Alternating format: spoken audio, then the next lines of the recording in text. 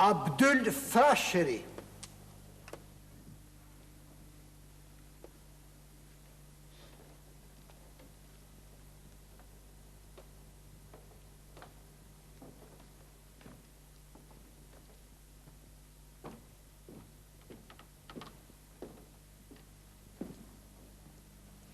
Si quhesh?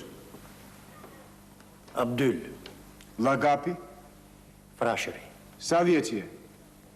46 vjeç. Nga je? Nga Dangëllia, fshati Frashër. Di shkrim dhe lexim? Di shkrim dhe lexim. Nën shtetësia? Në shtetas i Perandorisë Osmane. Zanati? Ministri i punëve të jashtme i qeverisë përkohshme të shtetit shqiptar. Para se ta filloj këtë gjykim të ndritshëm, në emër të padishahut Nurit Perëndis, do të parafrazoj një ajet nga Kurani Kerim i cili thot se dielli nuk ka nevojë kurrë ta zëjë hënën, as nata ta kaloj ditën. Çdo gjë në gjithësi në ton.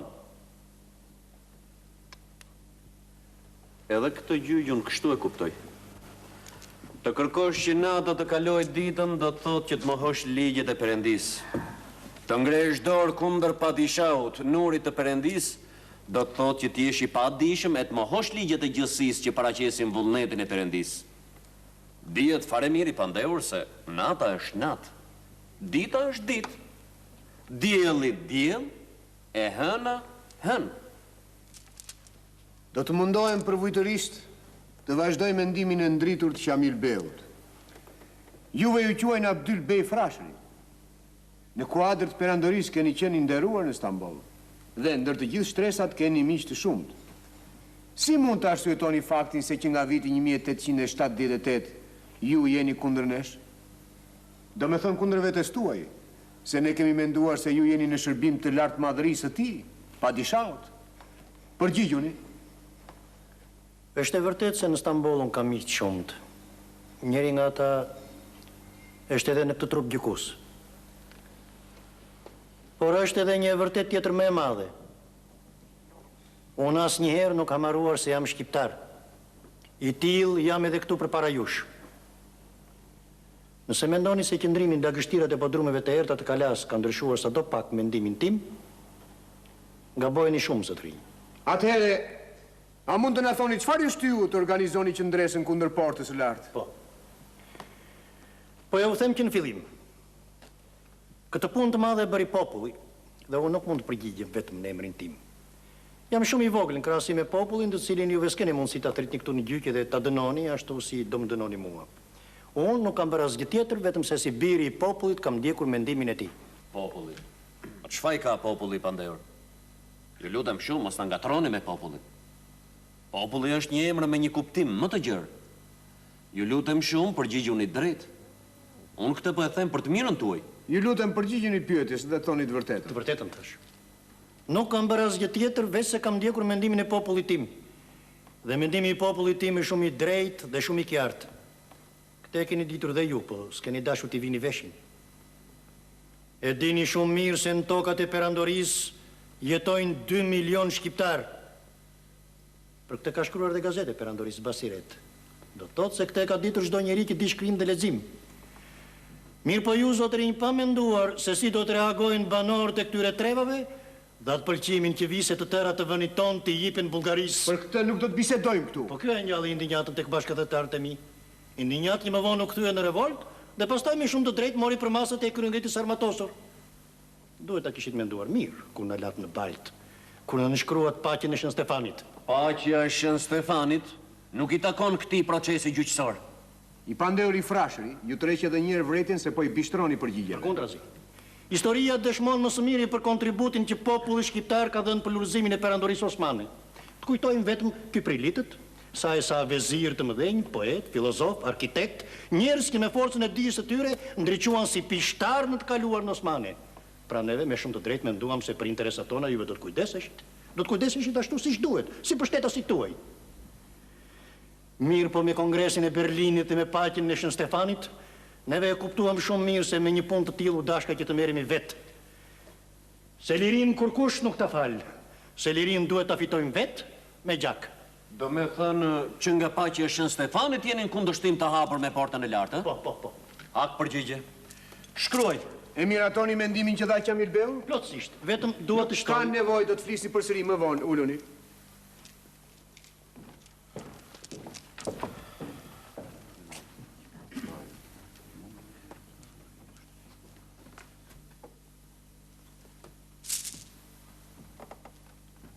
Sulejman Vokshi.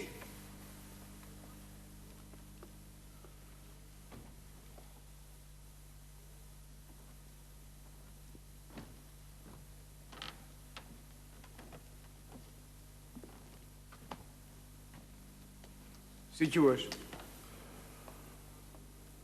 Sulejman, Lagapi? Vokshi, Sa vjeç je? 60 vjeçar. Nga je? Në Gjakova, lagja Gjymerit. Di shkrim dhe lexim? Di, po. Nën shtetësia? Në shteta si perandorisë Osmane. Zanati? Zanat ke? Luftari i liris. Shkruaj Ministri i Mbrojtjes dhe kryekomandant i ushtrisë lidhjes shqiptare të Prizrenit. Kur flitet për ju, gjithnjënën kuptohet një njeri që është munduar të turbullojë qetësinë e perandorisë. Ju nuk njini, as miqësi, as kumbari me pjesëtarët e perandorisë, dhe si i tillë ke qenë ndjekur gjithkund dhe gjithherë, duke filluar që nga koha e Tanzimatit dhe deri në vitet e 40-ta. As internimet, as burgimet e shpeshta nuk ta kanë mbushur mendjen.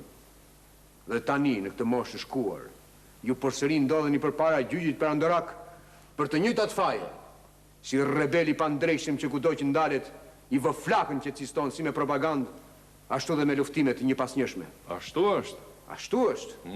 Por në procesin e hetimeve, në pyetjen që u ka bërë gjykatës hetues përse nuk keni dorëzuar pas shumë kërkesave autoriteteve perandorake, keni thënë se nuk e kam ndier vetëm fajtor. Është e vërtet, se unë nuk kam pas çak dorëzohem te ju. Jo.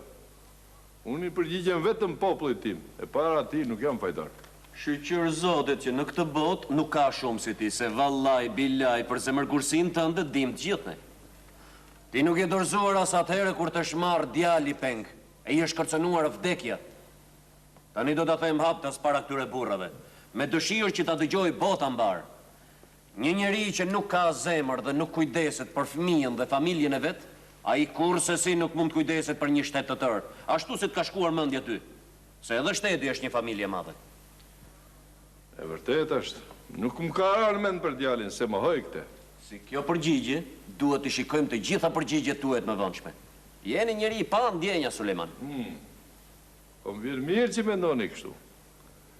Kur nuk kam menduar se është mirë të lëvdoja kundërshtari, do të thotë se ja kam arritur qëllimit përderisa ju pa fillu hala mirë gjyqi, po më dyshoni haptas vdekjen.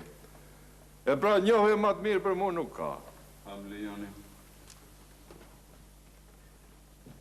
Para së gjithash e falenderoj Qamil Beun, që më dha mundësinë të bëj pyetje një trimi si që është Sulejman Vokshi. Uluni. Më vjen keq i pandeu. Sinqerisht më vjen keq që një trim i tillë si që jeni ju nuk ka luftuar në anën tonë, por kundër nesh. Nese. Kapitenët e gjandarmarisë në Peje, në Gjakov, në Prizren, edhe në fshatrat për rreth, thonë se me ju kanë pasur shumë kokëqarje gjatë kohës së reformave të Tanzimatit. Unë, duke dashur të di mirëfilli rrugën tuaj, më intereson aktiviteti dhe aksionet tuaja të asaj kohe. E çka të them? Përshkruani sulmet kundër nesh që i keni udhëhequr ju. Çka të përshkruaj? Një komit i kësaj ane nuk ka veç se t'i vinim në i halexhiut, cili t'i një vardisur në qaf ju. Kush ju ka ndihmuar? Populli. Ulluni, Tursumbej, ulluni. Ti e njëri nderuar, Sulejman. Ke pasur mundësi të jetosh me nder, pa i rrahur shpellat dhe monopatet e shkreta. Përse të dashur të marrësh armët kundër nesh? Me sa di unë, ti nuk i as dërfikët. Unë nuk di të flas kaq bukur sa ju, se luftat e shpeshta nuk më kanë lanë kohë, ta thelloj mendimin në libë, të qenis fjalë. Unë flas kështu ashpër e troç. E mendoj se ju, bej e rënde, më i ri se unë, nuk do ma zini për të madhe kur t'ju thëmë se për një katunar shqiptar, nuk mund të ketë punë ma të mirë se të luftoja për liri.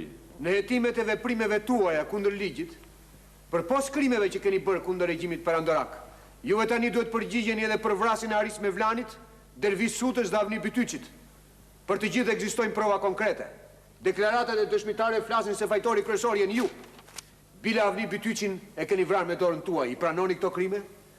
Unë pranoj vetëm se ata kanë ra qoftë nga dora ime apo e bashkëluftarëve të mi, për këto punë nuk i quaj krime, e për këtë nuk e ndjej veten as pak fajtor. Kjo tregon se çfarë njeriu jeni. Po i varroni vesh se ata njerëz kanë qenë shërbimin tuaj, fajtor kryesor për vdekjen e tyre jeni ju. Ata kanë qenë njerëz të pafajshëm, keni dashur t'i plaçkitni. Edhe mbasi keni vrarur, keni marrë dhe kuajt. Po mërë, po kuajt o kemi marrë, po si kishin vetët, ja, kuajt ishin perandorisë, edhe armët ju e keni dhënë. E pse i pas kemi armatos ne? Ate e dini vetë. Ne nuk kemi djeni për gjëra të. Është turpër të m'akuzoni mu për vrasje me qëllim plaçkitje. Se të pranuat pak më Po parë. si kanë marrë, po dhe tash je pranoj. Keni marrë armët e kuajt. As armët as kuajt si kanë pas vetë, po e keni dhënë ju. Inzort edhe në mal. Me të vetëmin qëllim që të vrasin në shokun tim apo mua. Ne asnjëri nuk kemi armatosur, ata kanë dalë nga burku. Kështu flasin dokumenta që kemi ne këtu përpara. Joni mërë këtu, po të kisha dashun të plaçkise të pasurohem nuk kam pas as pak nevojë me dalë në mal. Se në këso farë kohër është njëri u pasurohet më smiri duke nejur këtu në shpit vetë. E këte dini fort mirë ju. Dini dhe se që pasuri do kësha verun, po të isha pajtuar ma të mënyrën tuaj të qeverisjes. Por dëshira ime për të arzu për shtetin tuaj ka qenë ma e madhe se asgjë tjetër.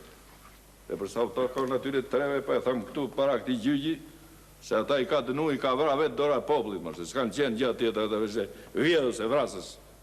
Zatë në për kësa punë që i pa të burgosur. Suleman Vokshi! Një minut, ju lutem.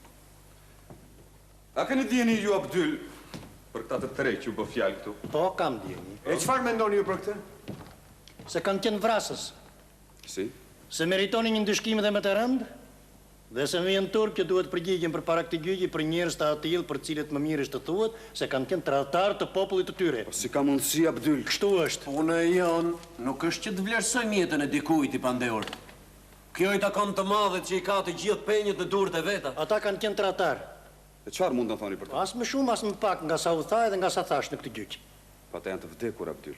Unë dëshiroj të di diçka më tepër nga shkruhet në këto dokumenta, të cilat mund të jenë të rrejshme. Qofse më lejohet, dokumenta të rrejshme nuk mund të ketë para këtij gjyqit perandorak. Mendoj se i gjendemi këtu të konstatojmë se sa të vërteta janë këto dokumenta që janë marrë nga shërbimi i policisë. Unë së paku kështu mendoj. Mund të vazhdoj, Qamil Bey? Vazhdoni ju lutem? Kur erdha në Prizren, Në çfarë viti? nuk më kujtohet viti. Po. Suleman Vokshi më tha se organet e policisë kishin liruar nga burgu disa vrasës. Po. E kishin armatosur dhe e kishin dërguar në mal ku ishim ne. Dhe më pyeti se ç'mendoja unë për këtë. Ç'mendoni ti ju për këtë? Se ky ishte një plan i kurdisur dhe asgjë më tepër. E në çfarë mënyre? Se kur ata të kishin arritur të vrisnin ndonjërin nga ne, tërë Evropa do ta mirte vesh këtë punë dhe ajo s'do të përtonte ta shpallte neve komit zakonshëm të atill që nuk na do as populli ynë. Po mirë, a keni prova për një pohim të tillë se ju e dini shumë mirë që një i burgosur nuk mund të lirohet pa dijeninë e sultanit dhe të sadrazemit? Plani për shkatërimin ton nuk doli nga organet e policisë Kazas ku ishte burgu, por nga autoritetet më të larta të shtetit. Më fal, po një akuzë të tillë nuk mund ta pranoj sepse nuk keni fakte.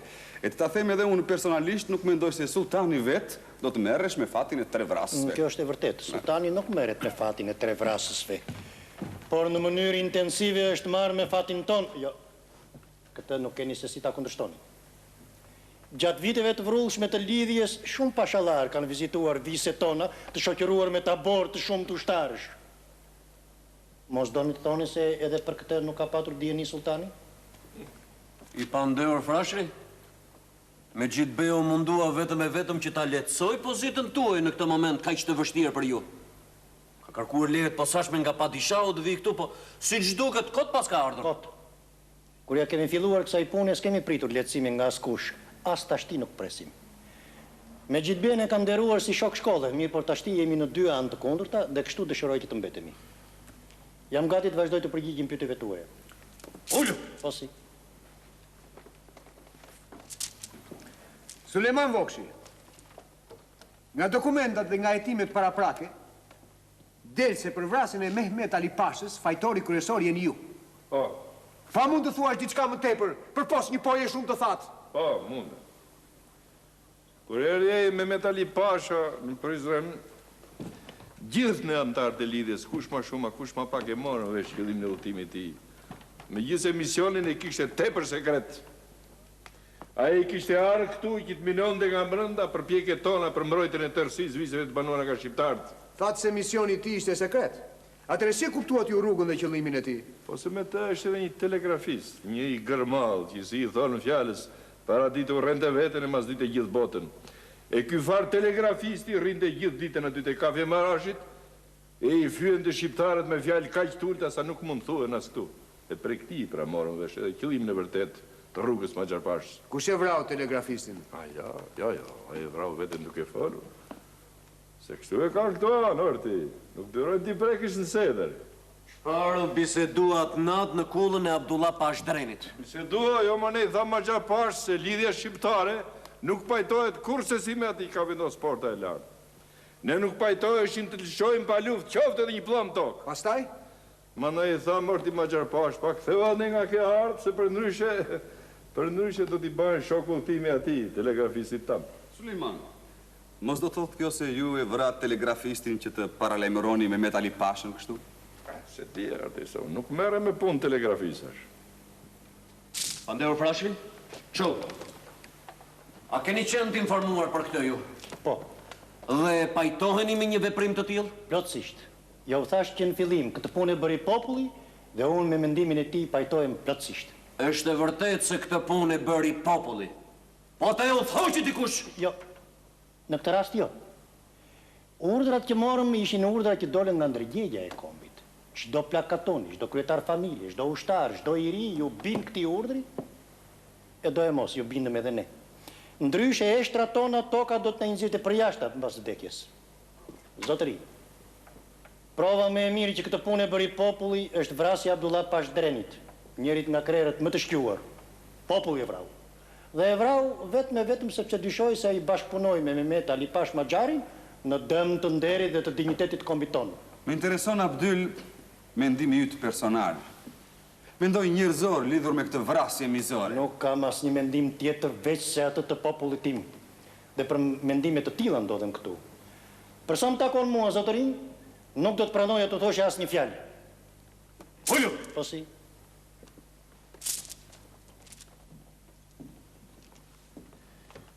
Ullu.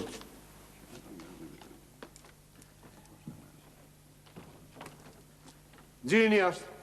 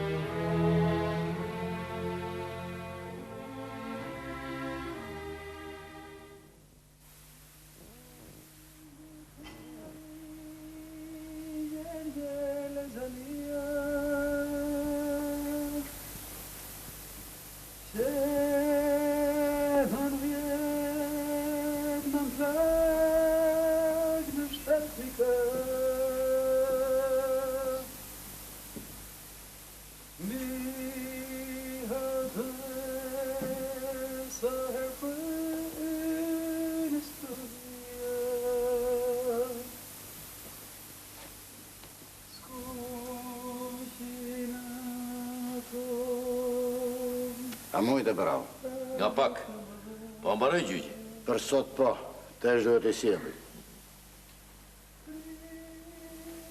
Po ky veç këndon, e? Vallaj po. Pa i zonë me ditë as për i dënimit me vdekjen litar. I ka ardë gruja me të birin. Gjamil Beu ka dhënë urën të takohen vetëm 10 dakika. Zajt kam rëgja, unë po shkoj t'i marrë. Hyq.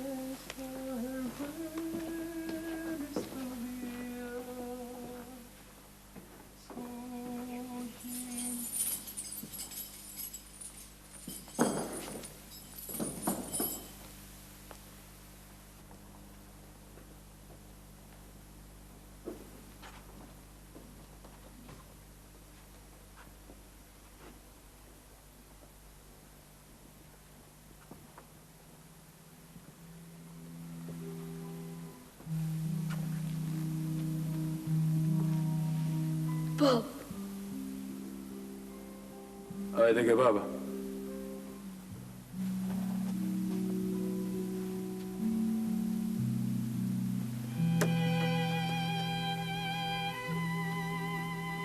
Tëra me nga burgu. Jo, bab. Shtu pra, burgu e plumi për burrëdhin. E ti tani e burr. Po, bab.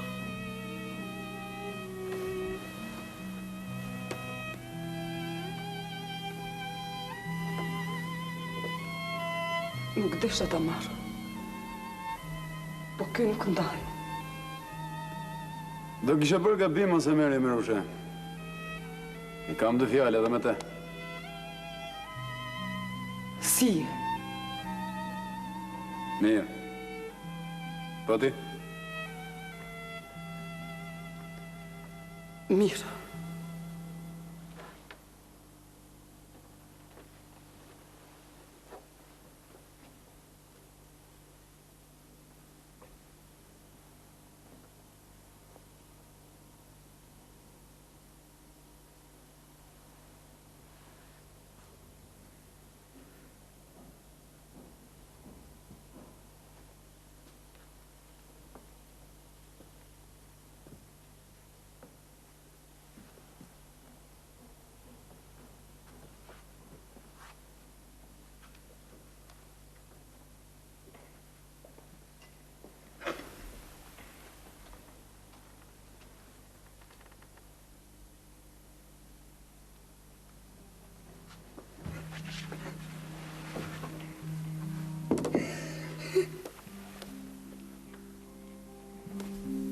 Rushe.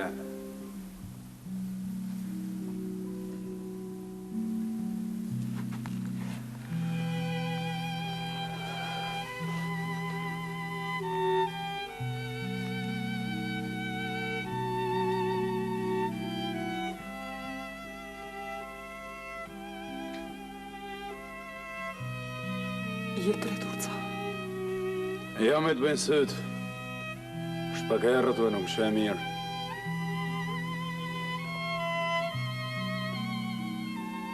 Mire, birë, haje.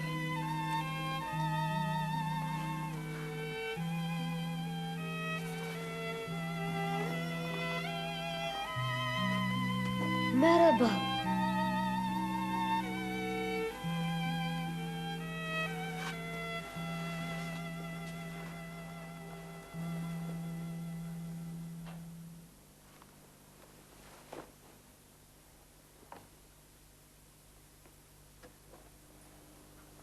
Baba?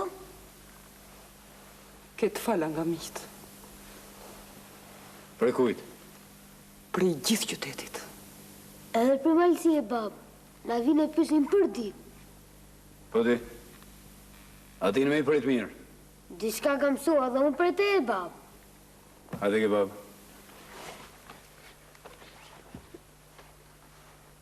Thuj babs, e se merësh. Ti e di bab, me kalin, me gjokun. Gjithë ditë nuk ndahet prej ti. E po talon dhe natën donë me fjet me të. Në fillim, bab, nuk më pranon të t'ja afrohesha. S'më lente as me pastru, as me shti me hangër. Gjithmonë kërkon të ty. Hingëllin të gjithë ditën dhe së në mbetëzhin nga porta.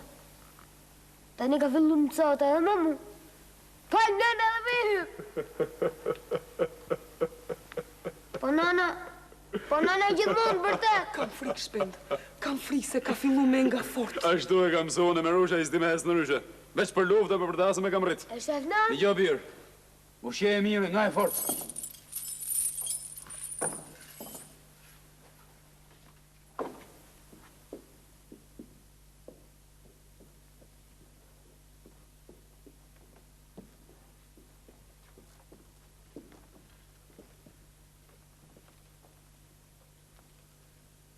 Falemderit, vërë trim. As ma thujat fjallë he borë dhaut, se mëse ngushtë më vjen turp. Ti vrave spionin që më kalzoj mua për këtë po hum jetën tande. Jetën s'pa e hup, ja? Pa e fitoj? Jende i ri orë birë. Ani he borë. Ka të ri tjerë boll. Apo jo, Bas Abdul?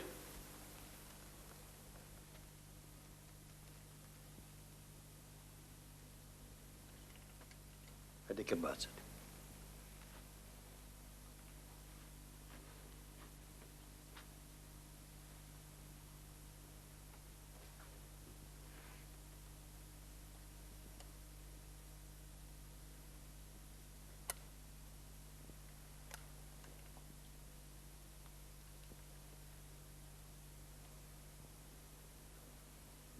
Lidhja është gjallë, Sulejman. E shoh në sytë e kësaj fëmije. Pa nuk është femër, zoti Abdul. Është burr. Po di me ec me kal. Di me shti me pushk, di me nejt mes burrësh. Po i di dhe me knu. Hajde ke bab. Trim bitrima i gjergjel e zalia që nën vjetë nën plag në 7.000 mbi atë dhe sa er frynë stuia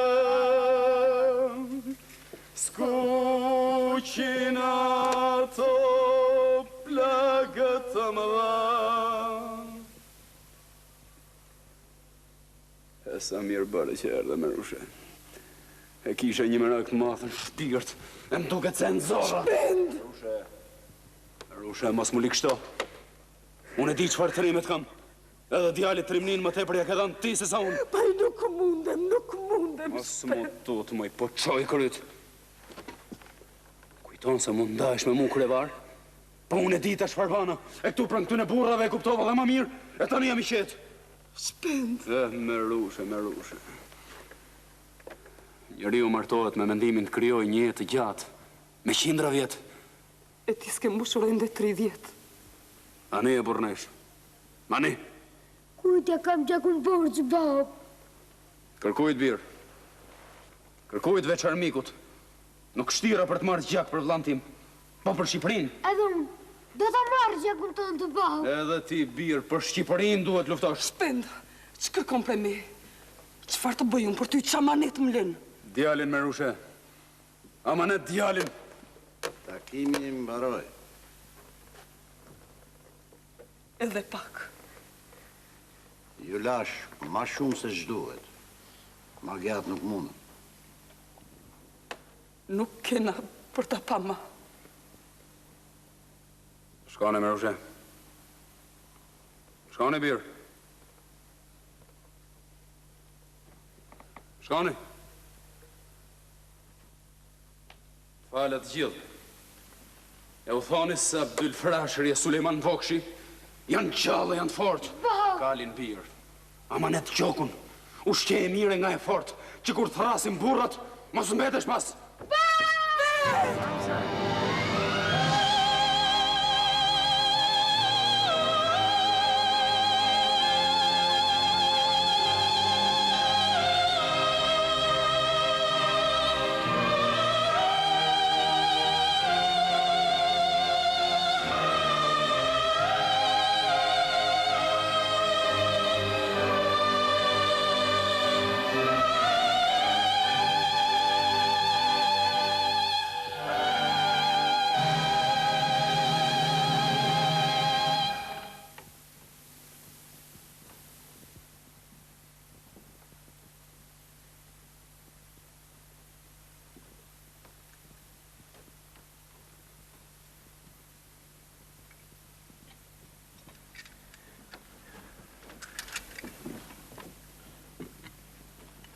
Më falë, zoti Abdul, se më duhet me t'i zgjidh dhe me t'i lidh durë çdo ditë.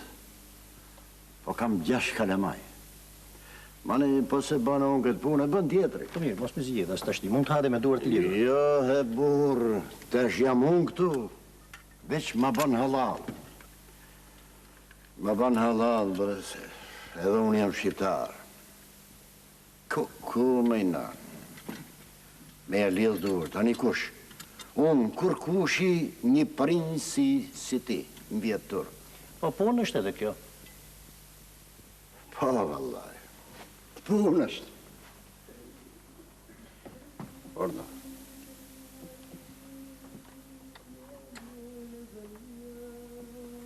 E kena të nalume me ne tu, po ku durohet pa hyje, pa i nërru 2 fjalë me zotnin tënde? Si gjuhet këtë trimi që këndon vazhdimisht?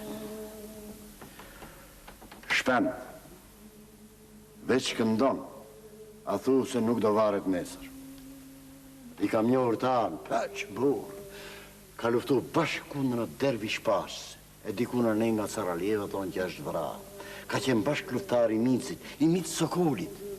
Flake, jo burë. Dhe i biri krytja ka kutë. Ashtu është. Njeriu e përqafon më letë vdekjen nëse nuk mendon për të. Dje varen edhe 5 të tjerë, kur ju ishit në gjyqë. 3 e burë pa i ranë brisë tyrës. E sot do ishin gjallë, po të mos i spionon të një fqinjë tyre. Për sëri kishin gisht konsujt. A i rusi. Mëra zoti Abdyl. E keqe që ndronë këtu. Se njeri u hynë deri tash gjithë kujtja ka hapë zemrën. E zemrën është zemrën është nga tjeta, nuk është lakën. Shoj e prorët e miun. Kur du në të arri një punë, që sa rrje do të me dhunë, lyen, stërlyen, e gjerë sa të futën zemrë, ma ne i capë si gjarkni, e ti dekun tokë. Më falë se të lash pa hangër me këto fjallët e mija, po zdia do mjaftoj ymri me taku njerës si ti. Jo. Kur mos e humbë besimin tek njerëzit e tu, tek popullit tëndë. Me si dhe gjunizuar as njëherë e burë. Vërtet, jemi të vegjël në këtë botë të madhe, por do të vinë ditë lumtura. Do të vinë. Këta mos e haro kur. Shumë dëshmorë, shumë shehit ka dhënë populli ynë. E do t'japi edhe në të ardhmen. Ky është mallkimi ynë, por kjo është edhe vlera jonë.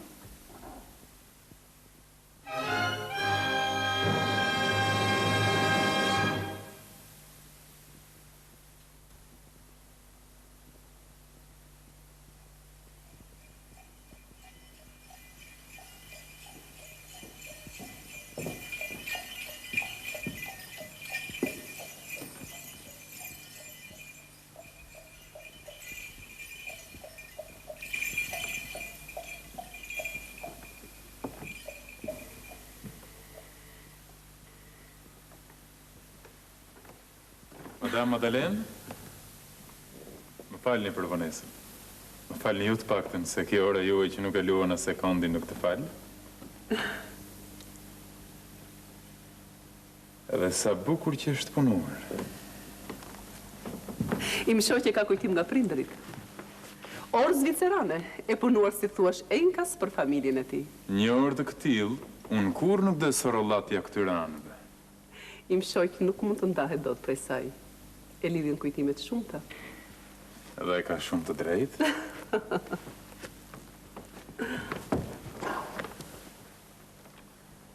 Njeriu ka dëshirë të ketë gjithmonë pranë vetes gjërat që i do. Ashtu? Signora Maddalena, edhe njëherë më falni për vonesën. Po me sa shohun që nga përsëri i pari që kam ardhur? Jo, andaj ma tanë me tim shoqe është edhe zoti konsul Wemer. Këta austro-hungarezët gjithmonë më të shpejtët. Kurse juve zoti konsul, gjithmonë më elegantët. Merci beaucoup, madame, a votre service. Por atje poshtë, unë nuk e pash karrocën e ti. E nisi me dragomanin deri në konsulatin rus. Pse? Mos ka ndodhur gjë tjetër atje? Nuk e di, nuk më kanë thënë gjë. Im shoq kur nuk më thot gjëra të tilla. Ai vetëm më porositi që kjo mbrëmje të jetë sa më e gëzueshme, në mënyrë që kolegët e tij të mbeten sa më të kënaqur. Por ju e madam, edhe kolegu im i dashur, është gjithmonë kavalier. Është e vërtet. Ai gjithmonë është mjaft gentil. Gentil edhe mjaft simpatik. Simpatik? Pse ju betoj, madam? A i vërtet kështu nga trupi vjen pak i shkurtër, por megjithatë ka një fytyrë të këndshme, ka sy të bukur, vesh e kam fjalën mjaft muzikale. Kryu me atë zërin tuaj si flaut, këndon ato kanconeta aq të mrekullueshme, ja i shumë mirë e mban zërin e dytë. Ka një dëgjim absolut. Ja, po vjen.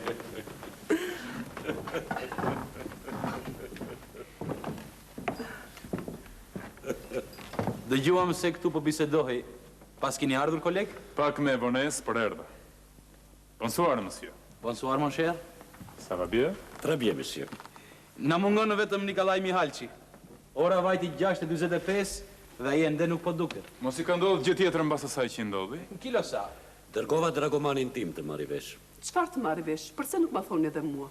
Edhe unë kam dëshirë të di. Magda, nuk janë punë për ty këto. O, Silvio, ti gjithmonë kështu. Ja, zoti konsul, megjithatë ne nuk duhet t'ia prishim kënaqësinë sinjorës. Ju lutem. Dëgjoni, sinjora Madalena. Po? Njërin nga spionët e konsullit rus e kanë zënë dhe kanë vrarë. Kush? Si duket shqiptarët. Po pse? Mendohet se e ka qenë një ndër fajtorët kryesorë që u zu Sulejman Vokshi. Them mendohet se unë nuk e besoj plotësisht një punë të tillë. E çfarë ka këtu për të mos u besuar? Ata e vranë shqiptarët bile përpara derës konsulatit rus. Përveç kësaj, dragomani im që ka një hunë të hollë, më tha se në qytet flitet edhe për ata 5 që u varën përpara do kohë. Më tha se edhe për ata flitet se ka gisht konsulati rus. Ky është shkaku që nuk ka ardhur, madam. Ka frikë të dalë. Mos jofsha në lëkurën e tij. Asnjëri prej nesh, i dashur koleg, nuk është në pozitë më të mirë. Tani që shqiptarët e morën vesh se si u sollën qeveritë tonë ndaj lutjevet dhe memorandumeve të tyre të shumta, ka mundësi ta kmerren edhe me ne. Zot, po ç'po bëhet kështu? Kur do të shpëtojmë nga ky burg? Mire thatë, madam, vërtet burg. Më falni, zotërin, por juve jeni konsujt më me pa fat në botë. Jo, zon, një fat e kemi edhe ne. Fatin që ju kemi ju, dhe që na kënaqni me atë zërin tuaj të mrekullueshëm. Sikur të na këndonit atë zjarrin e dashurisë. Më parë kam kënaqësinë t'ju ftoj të pim ndonjë send. Magda, presim edhe pak. Mbase Nikolaj Mihalçi vjen. Ai nuk më tha se nuk do të vi kur e ftova. Zoti konsul, megjithatë ne nuk duhet t'ia prishim kënaqësinë sinjore Madalenës. Ju lutem. Mund të servirni, Magda. Urdhroni, uluni, zotëri. Merci. Apropo, si po shkon puna në gjyq? Keni marrë vesh gjë? Pak. Tani edhe për ato informata të pakta më duhet të paguaj më shumë se përpara. Mirë po, nuk keni asnjë lajm tër ato lidhje me cilat lavdroheni, zoti Vemër? Kështë se nuk kam, por jo aq sa do të dëshironja. Është ky një proces gjyqësor që duhet mbajtur mend. Si njëri ashtu dhe tjetri, në vend që t'ulin kokën, akuzojnë, sulmojnë. Ashtu do cilën sigurisht ata, përderisa mendojnë se kanë forca dhe mund bashkohen. Forca kanë, por ata kur nuk i kanë përdorur në të mirë të tyre. Po s'mund të nxirret atë dhe u kështu nga balta, zotëri. Ngjarjet më të afërta dhe sidomos lidhja na flasin qartë, sa ata kanë filluar të mendojnë, të punojnë edhe për të mirën e vet. Keni shumë të drejtë, zotërinj. Dhe jo vetëm lidhja shqiptare e Prizrenit, po ka edhe mjaft prova të tjera, të cilat flasin se këta rebel po zgjohen. Shembull eklektant është Hoxha Santasini, rektori i Universitetit Stambollit, njeri me të cilin mburet gjithë Europa. Tani thonë se të tërë veprimtarinë e tij ja kushton çështjes kombëtare. Po, diçka kam lexuar për të. Ka diplomuar filozofinë edhe astrologjinë në Paris. E shikoni pra zotërinj që lidhja nuk është e rastit, por është vetëm një vazhdim liridashës, i cili ka nisur të zhvillohet. Sonte nuk kam dëshirë t'ju shoh kaq serioz, zotërinj. Sikur keni sjellë në sallonin ton gjithë zymësinë e këtij qytetit mërzitshëm. Keni shumë të drejtë, sinjora Madalena, po na ka pushtuar një trishtim i padurueshëm. Atëherë le të pi. Të pi, me kënaqësi. Ana, serviri zotërinj. Si, signora Madalena. Përse t'ju urojmë? Përse t'na uroni? Për pak gëzim më tepër në këtë ferr. Atëherë, e viva la vita! E viva! I dashur, a do të ndihmosh pak të këndoj? Con piacere, Magda. Ana? Ju lutem, madam. Zjarrin e dashurisë. Patjetër.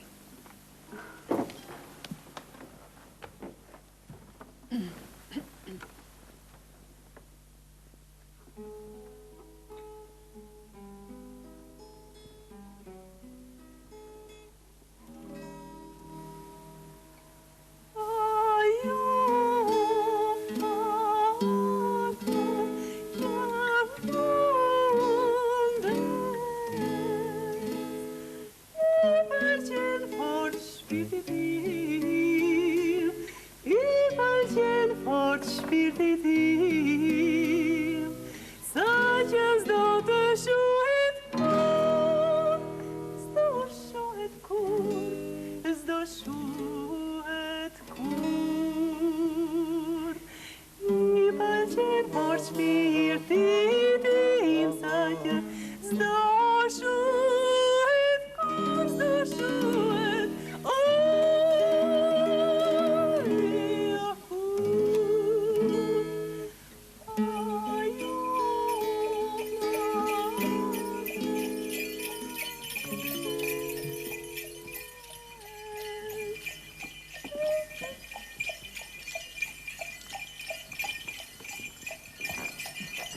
Më falni, madam, është karoca ime.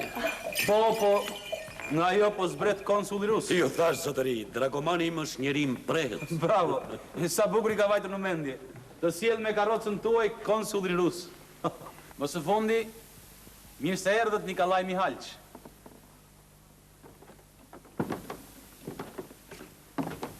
Kujtohem se nuk do të vinit. Nu shto. Madam, Mirë se erdhët. Mon cher ami. A jeni mirë? Mirë, jam kisha ca punë, prandaj u vonova. Vejmer? Mendua mos ju ka ndodhur gjë mbas incidentit me atë njeri përpara derës konsulatit tuaj, prandaj dërgova karrocën. Faleminderit, po nuk ndodhi asgjë me rëndësi. Siç e dini, njeriu që vrau agentin tim u dënua me vdekjen litar. Mirë, po unë u vonova pak se sapo arrestuam edhe një tjetër. Ashtu? Po, sigurisht ndonjë shokun e tij, vinte vërdall konsulatit, po nuk ka asgjë për të shqetësuar. Atëre mund t'ju serviri. Su ta volç dim, sa më përket mua vetëm urdhroni. Ana? Sì, signora Maddalena.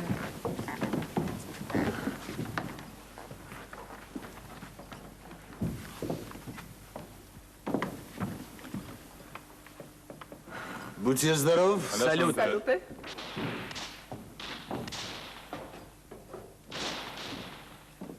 Walter, shko çfarë janë këto krisma? Santo cielo, che città maledetto, che città maledetto. Të jenë prap kryengritësit e lidhjes? Nuk është e mundur. Kryengritja u shtyp edhe lidhja u shu, edhe ç'është më e mira me gjak, që të mos u bjerë më ndërmend një gjë e tillë, zotëri. Mashtrohesh, mik e dashur. Nuk mundi masë shto njerëz mashinin të ndërus. Plasin aty ku nuk e pret. Lidhja tonë aty në popull. Aty e ka pulsin e saj që vesh ju nuk e dëgjon. Ne dëgjojmë vetëm kur ajo plas, por atëherë bëhet tepër vonë. Qetësohuni, mik i dashur. S'ju kam parë kur ka qetësuar. Kini të drejtë, dashur koleg, që t'jeni kaq i qetë. Mbasi edhe atë gjellë bërsin që e kishit shqiptar, e ndrruat me një tjetër. S'ka këtu asgjë për qesh. Jo qesh, sepse dhe unë gjellë bërsin shqiptare kam prandaj. Nuk kanë asnjë arsye shqiptare të të helmojnë ty. Austro-Hungaria mbahet si mik i madh i popullit shqiptar, apo jo? Mua më vjen i natë me këtë kupernën turke, që është si një qeni zgjebosur. Po dikësh të vjet pas. Por po të guxosh ta shikosh pak në sy si që pan këta, atëherë nuk gjen vrim ku të futet. Dhe prej kujt? Prej një grushti kryengritësish. Kurse në shtypin tuaj kohët e fundit kam lexuar një artikull i dashur koleg, ku thohet se shqiptarët në rrethin e Dibrës ecsin lakuriq dhe jetojnë mbi drunj. Kurse unë kam dëgjuar se kur këta kishin shtetin e tyre, ne jetonim në për drunj. Çfarë thoni ju për këtë i dashur Nikolaj Mihalç? Për fat keq nuk i kam lexuar këtë artikull. Më falni Nikolaj Mihalç. Por duhet ta pranoni se atë që mund të gjejë njeriu në shtypin rus nuk e gjen kund në botë. Do të bënit mirë të shihni shtypin tuaj, zotëri. Ju lutem, zotëri, mos u shqetësoni kështu. Zoti konsul nuk e tha me ndonjë qëllim të keq. Nikolaj Mihalç, uluni ju lutem. Ana, jemi mbledhur këtu që të argëtojmë dhe nuk na janë të shpeshta netët e këtilla. Ta apim me një gotë për një mirë kuptim më të madh midis nesh. Nikolaj Mihalç, salute. Salute. Salute. I dashur. Salute. Koleg, nëse më lejohet që të veneroj, a keni harxuar shumë para nga kasa e konsulatës frënge për t'i blerë prisit e lidhjes? As keni informata të gabuara, i dashur koleg. Mendoj se kam kontraktuar aq sa për veten time. Gjërat që dihen nuk ka nevojë që t'i fshihni. Kësaj radhe ju ka ndodhur ju që nuk keni pasur mundësi t'i blini. Erën tjetër mbase na ndodh ne, nuk ka këtu kur fart turpi, po për një tjetër e kam fjalën koleg. Që duhen ju ata prisat i një popullit vogël? Konsulli anglez në Selanik, bland, para se të nisë shaktejnë porosit. Populli shqiptar është një popull që nuk duhet të lihet anash në çfarëdo kombinimit të ardhshëm politik. Një mendoni kështu, zotëri? Jam i bindur, është një popull që dallon nga popujt e tjerë të Ballkanit. Lufton ka gjatë kundra pushtuesve osman. Nuk është për të marrë kaq seriozisht puna e tyre. Janë popull që brenda numrit nuk e shtojnë shumë nga ndarjen e politikës europiane. Jo, nuk do të thoja kështu. Të ardhmen do të luftojnë për popujt të tjerë, akoma dhe më të vegjël. Një shtet të vogël në çfarëdo kohë mund ta glabrosh. Një mendesh ka fshat e vogël, por jo aq e lehtë për ta gëlltitur. Dhe lakmon se i cili nga ne aq shumë sa mund na shtyt konfrontohemi me njëri tjetrin. E si e shihni zgjidhjen pra? Ashtu siç e shikojnë priftërinjt franceskan dhe selia e shenjtë nga Italia juaj. Zotëri, duhet t'i bëjmë për vete. Duhet të fitojmë besimin e tyre, në mënyrë që ata vetë të kërkojnë ndihmën tonë, të ndonjërit nga ne. Kjo që thoni ju nuk është dhe aq e pa kuptim. Apo jo Nikolaj Mihalç? Oh, mjaftni më me këto bisedat tuaja të zakonshme. Marta! Po, mërzita. Si nuk e kuptoni që mua po më merret fryma nga këto lloj bisedash? Keni shumë të drejtë, po si ka mundësi të harrën në këtë mënyrë sinjora Madalenën, po ju nuk e çua deri në fund zjarrin e dashurisë. Ju lutem, na e plotsoni tani këtë dëshirë. Me të vërtetë, Magda. Ju lutem, madam. Do t'ju dëgjoni me kënaqësi. Do të këndoj, po jo atë. Ajo ishte tepër e trishtueshme. Do të këndoj një tjetër më të gëzueshme. Ana është në mes të detit, mama mi është do kërcin, ora vajti para vazim dhe të dashurit do mundojnë. Ana është në mes të detit, mama mi është do kërcin, ora vajti para vazim, ma të bukurin do të zjet. Ana është në mes të detit, ora vajti para vazim. La la la la la la, la la la la la, la la la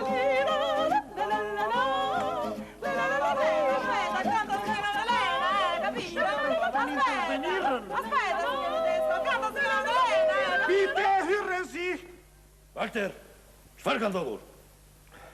Ndërsa rojet po shpinin të porsa arrestuari në burgun e Kalas, u sulmuan nga disa të rinj zotrinj, të cilët e çliruan shokun e tyre dhe u zhdukën. Si u zhdukën? U zhdukën Nikolaj Mihalç. Rojet i ndoqën duke i qelluar, por ata çatin çati, mur më mur, u zhdukën sikur i përpiu qyteti. O Zot! Në këtë qytet edhe një këngë nuk mund ta çosh deri në fund.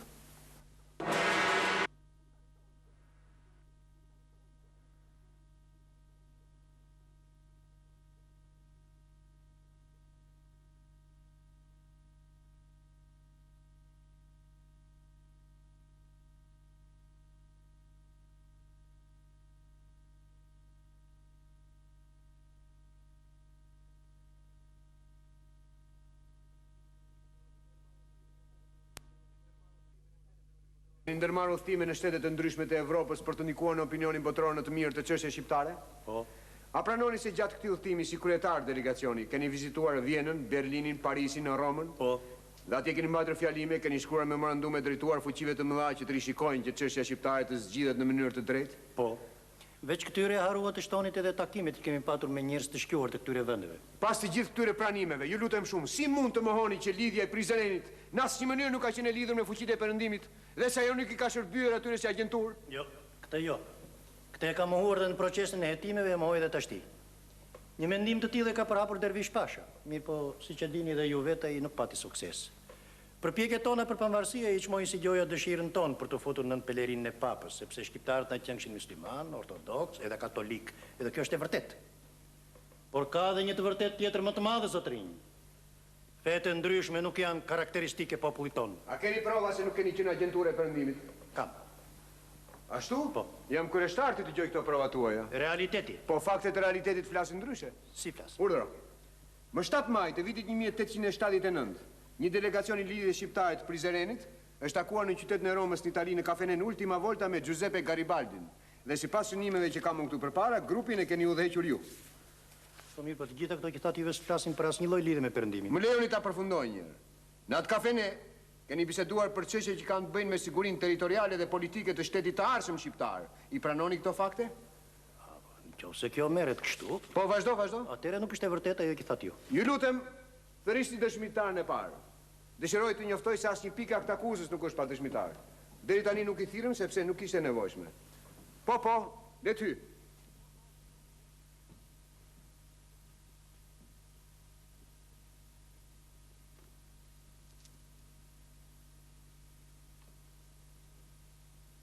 Jeni musliman apo i krishterë? Musliman, zotri. A e njeni këtë njeri që e keni këtu përpara jush? Po, është Abdyl Bej Frash. Tani për herë të parë po e shikoni apo e keni parë dhe herë tjetër? E kam parë dhe më përbara. Ku? Ku ju lutem na thoni vendin dhe ditën? Po e kam parë disa herë. Me se merren e ju?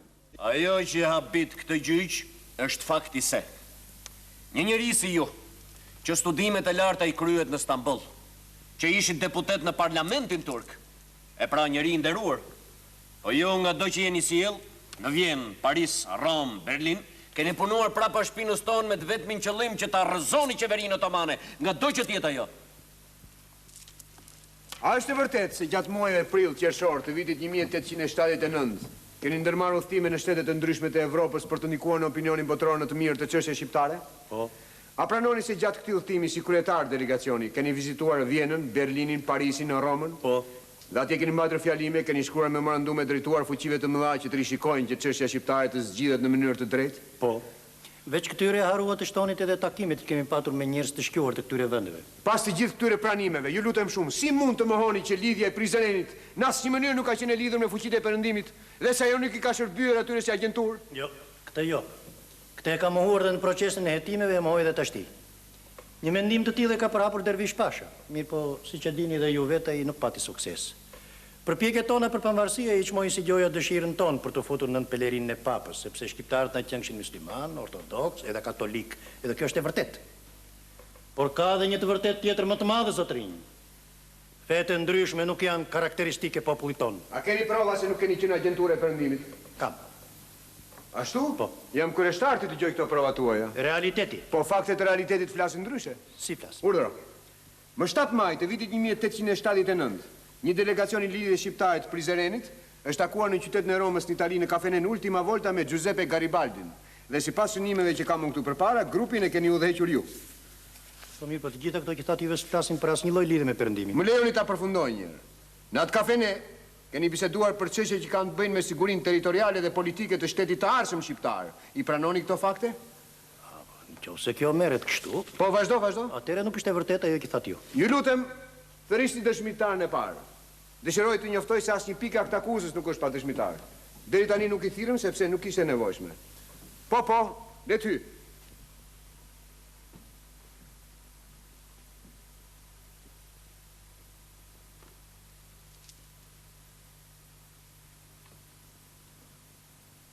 Jeni musliman apo i krishterë? Musliman, zotri. A e njeni këtë njeri që e keni këtu përpara jush? Po. Është Abdyl Bej Frash. Tani për herë të parë po e shikoni apo e keni parë dhe herë tjetër? E kam parë dhe më përbara. Ku? Ku ju lutem na thoni vendin dhe ditën? Po e kam parë disa herë. Me se merren e ju? Urdhë? Çfarë zanati keni? Kam një përfaqësi tregtare në Trieste dhe një dyqan me qylyma në Rom. Mund të vazhdojmë? Nuk jeni i kënaqur me Tursun Beunin? Jo, i kënaqur jam. Mund të vazhdojmë? Mund të vazhdojmë. Ju falenderit. Thatë se keni parë dhe herë tjetër Abdyl Beun. A mund të na thoni ku dhe kur e keni parë? E kam parë për herë të parë në Trieste. Keni biseduar me të apo vetëm sa keni parë këtu? Kam biseduar, zotri. Bej Efendiu interesoi shumë për lidhjet ekonomike që kishin viset e Shqipërisë me Italinë dhe Austrinë. Tjetër, çfarë keni biseduar tjetër me Abdyl Beun? Po, unë i thash se këto lidhje do të mund të rriteshin në qoftë se ky do të mbante kontakte më të shpeshta me njerëz gjumë mëllenta asaj anë të botës. Pa Abdyl Beu, si ju përgjigj, ju kujtohet? Po, më kujtohet shumë mirë kur tha se kështu nuk do të shkoj shumë gjatë, se ekonomia e vendit do të lulëzoj, se më nuk do të kemi ndërmjesus portën e lartë, por lidhjet do të jenë direkte. Po ti, çfarë bëre kur i dëgjove këto fjalë? Kush unë, zotri? Po ti? U friksova pa mas. Por se nuk e kundërshtove? Nuk munda t'i kundërvijem, se unë e dinja që zotëria është deputeti parlamentit turk. Janë të vërteta këto që thot dëshmitari? Po, të vërteta janë. Në asnjë fjalë nuk ka gënjur. Vetëm habitem se si ka mundur t'i mbaj mend gjitha këto. Qartë. Thatë se e keni parë dhe herë tjetër Abdyl Beun. A mund të na thoni ku dhe kur e keni parë? Në Rom, në kafen Ultima Volta, më 7 maj 1879. E si e mbani mend kaq mirë datën ju? Pikërisht atë ditë ne festonim hapjen e një përfaqësie të re tregtare në Rom. Me kë ishte Abdyl Beu në kafe? Me një far Garibaldi. Zotrin, për këto gjëra s'keni patur nevojë ta mundoni dëshmitarin deri këtu. Unë këto gjëra pak më përpara i pohova vetë. Por herë të fundit ju tërheq vërejtjen. Ta mos ndërhynjet, mos fliti pa ju pyetur. Për çfarë bisedonin këta dy burra atje? Garibaldi tha se shqiptarët armik kryesor kanë Austro-Hungarin, vend që dita ditës poritet, dhe se dëshira e tyre është e flakt të dalin në detin Adriatik dhe sidomos në dyert e Otrantit, nga ku do të kenë Italinë në dorë dhe një gru shtetësh të tjera. Pa Abdyli, si u përgjigj? Jo, tha ky. Shqiptarët armik kryesor kanë vetë Otomanin, dhe se së shpejti do të heq nga shpina. Po për këtë i duhet ndihma e shteteve të Evropës Perëndimore. Si? Ndihma e shteteve të Evropës Perëndimore. Ju falenderit, mund të shkoni. Një minut. A mund të bëri be në Zot dhe në 40 qitape se këto qitat janë të gjitha të vërteta? Po si? Uroni?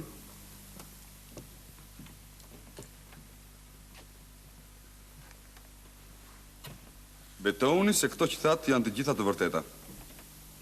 Betohem se të gjitha këto që thash janë të vërteta. Mund të shkoni. Po tani, çfarë mund të na thoni? Të gjitha këto që tha dëshmitari tani në fund nuk janë të vërteta. E si është e vërteta sipas jush? Ato që tha dëshmitari në fillim, kam parasysh fjalët e tij në lidhje me Austro-Hungarinë ishin të sakta, sepse unë me të vërtetë e kundërshtova Garibaldin për sa i takon Austro-Hungarisë, por nuk i thash asnjë fjalë për Turqinë. E çfarë na pas kishit thënë ju, nëse është e mundur ta dim? Zotëri. Neve asnjëherë nuk i kemi emërtuar armiqt me që numri i tyre është i madh. As në këtë proces gjyqësor nuk i kam përmendur, as Garibaldit nuk e kam thënë. Për sa i takon shteteve të Evropës së Perëndimit, e jo vetëm që nuk e kemi shërbyer ndonjëherë, dhe për këtë s'kemi asnjë iluzion, por i konsiderojmë për çështjen tonë kombëtare armiq, një lloj barabar si ju, zotrinj. Kur keni biseduar me Giuseppe Garibaldin, sigurisht keni menduar se porta e lartë nuk është një gjendje t'ju bjerë në fije, por si e shikoni keni gabuar rënd. Ne e dim se ju atë natë keni biseduar dhe për çështje që i kanë bërë me fqinjët tuaj. Pse, edhe këtë e mohoni? Jo, këtë nuk e mohoni. Atëre na thoni disa detaje nga e bisedë, gjyqit i intereson kjo gjë. Garibaldit i thash, kështu siç po ju them edhe juve tashti. Ne nuk pajtohemi me administratën turke që lejon patriarkanën nga njëra anë të hapi shkolla të huaja në Shqipëri dhe nga ana tjetër pengon për hapjen e gjuhës shqipe. Kjo do të thotë përkraje e hapur për shkombëtarizimin e popullsisë shqiptare. Dhe ne këtë e luftojmë. Shqipëria kur nuk do të ketë pretendime territoriale ndaj shteteve fqinj. Mos i ngatroni popujt me qeverit. Neve jemi përpjekur dhe do të përpiqemi që me popull fqinj të shkojmë sa më mirë. Kjo është e vërtetë bisedës ime me Garibaldin, asgjë tjetër.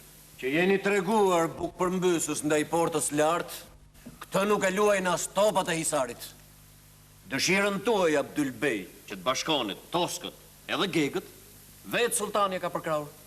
Bile sa mund të di, për punë të mirë që do bënit, në dobi të portës natyrisht, u është premtuar një post shumë i lartë, po ju i ratë shen të gjithave, edhe deshtet pavarësit plot. Këtë mund të bëj vetëm një dinësëz, si qeni ju!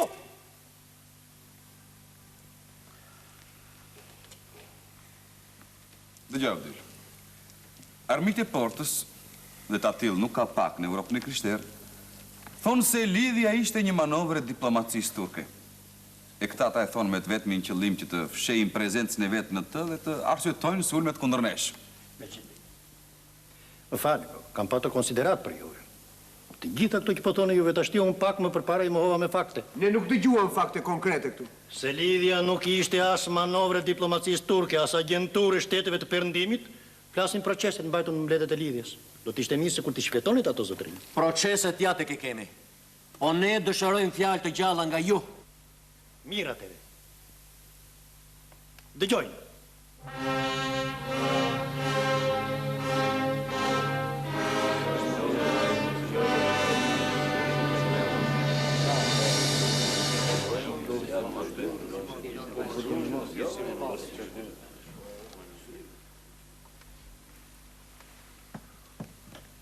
Vëllezër, burra shqiptar, shkupin e morën. E morën, po si e morën? Me mashtrim e morën, dhe këte kërkush se ka ditur. Vëllezër, nuk i ndihmojmë kësaj mbledhje duke ngritur zërin. Ajo që ndodhe me Shkupin të na vlej si një mësim i hidhur. Tani, përpara nesh, ndodhet Dervish Pasha, gjelati më i egër i perandorisë osmane. Është trim, dinak, diplomat. Shkurti ka të gjitha vetit që nuk do të doja t'i ketë kundërshtari ynë. Prandaj, sa më shpejt që të kuptojmë forcën e armikut, aq më shpejt neve duhet përgatitemi për mbrojtje. Për këtë do të flasi Sulejman Vokshi. O vëllezër, ditët që po afrohen nuk janë mas edhe parat. E duhet ta dim mirë të gjithë se armiku që kemi para nesh, kësaj radhe është më i tërbuar se kur në njerë tjetër. Fitoria atyre në Shkup neve vërtet na dëshpërojë gjithëve, pa mas. Ma armiku tonë, Dervish Pashës, i dha zemër. I dha zemër e i dha shpresën që të gjitha qytetet e shlirura nga forcat tona, a i t'i fut përsëri në flamurin osman. E kjo shpresë atyre duhet shumë, po, sepse ata tash i luftojnë vetëm për ftyrë. Mund t'i duket çudi i kujt, po kështu është. Fytyrën e humbur në luftën me shtetet e mëdha të Evropës, ata mundohen ta gjejnë këtu, në luftën e pabarabartë me ne. Po, Sulo, po. Po mos harros edhe me ne, ajo humbi fytyrën. Jo pak heri ku prej këndaj me bisht nërveg. Pra ta di shoj merë prizreni, se kjo është një arsye edhe më tepër që Dervish Pasha të luftojë këtu deri në pikën e fundit. Por ne o vëllezër nuk kemi mbledhur këtu që të krenohemi, të luftojemi me fitoret e shkuara, por ta pleqërojmë, e ta pleqërojmë mirë gjithë siç jemi kështu, të gjejmë atë mënyrën më të mirë se si t'i bëjmë ballë këtij armiku, këtij rreziku që po na kërcënon. Burra, mendoj se një ndër detyrat e para është të mblidhemi ngushtë më ngushtë rreth lidhjes sonë, në mënyrë që të mos i lejojmë armikut të hyjë brenda nesh e të na azjesoj.